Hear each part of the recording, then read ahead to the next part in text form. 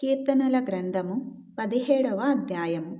యెహోవా, న్యాయమును ఆలకించుము, నా మొరను అంగీకరించుము, నా ప్రార్థనకు చెవియొగ్గుము. అది కపటమైన పెదవుల నుండి వచ్చినది కాదు. నీ సన్నిధి నుండి నాకు తీర్పు వచ్చునుగాక. నీ కనుదృష్టి న్యాయముగా చూచును.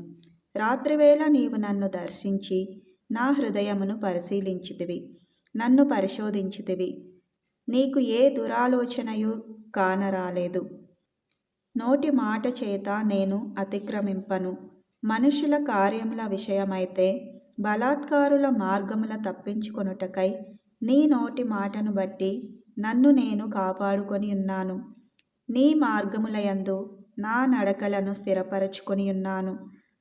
నాకు కాలు జారలేదు. నేను నీకు మొరపెట్టుకొని ఉన్నాను. దేవా, నీవు నాకుత్తరమిచ్చెదవు. నాకు చెవియొగ్గి నా మాట ఆలకించుము. నీ శరణుజొచ్చిన వారిని, వారి మీదకి లేచువారి చేతిలో నుండి నీ కుడిచేత రక్షించువాడా, నీ కృపాతిశయములను చూపుము. ఒకడు తన కనుపాపను కాపాడుకొనున్నట్లు నన్ను కాపాడుము. నన్ను లయపరచగోరు దుష్టులను పోగొట్టి కాపాడుము. నన్ను చుట్టుకొను నా ప్రాణ శత్రువుల చేత చిక్కకుండను. నీ రెక్కల నీడ క్రింద నన్ను దాచుము. వారు తమ హృదయమును కఠినపరచుకొని ఉన్నారు. వారి నోరు గర్వముగా మాటలాడును. మా అడుగు జాడలను గుర్తుపట్టి వారిప్పుడు మమ్ము చుట్టుకొని ఉన్నారు. మమ్మును నేలను కూల్చుటకు గురి చూచుచున్నారు.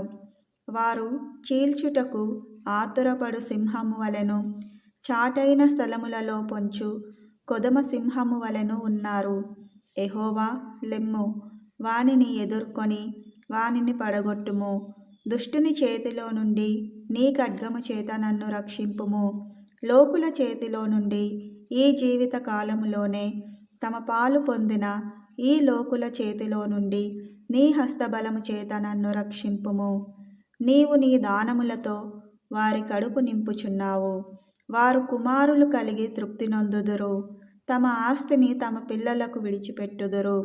నేనైతే నీతి గలవాడనై నీ ముఖ దర్శనము చేసెదను.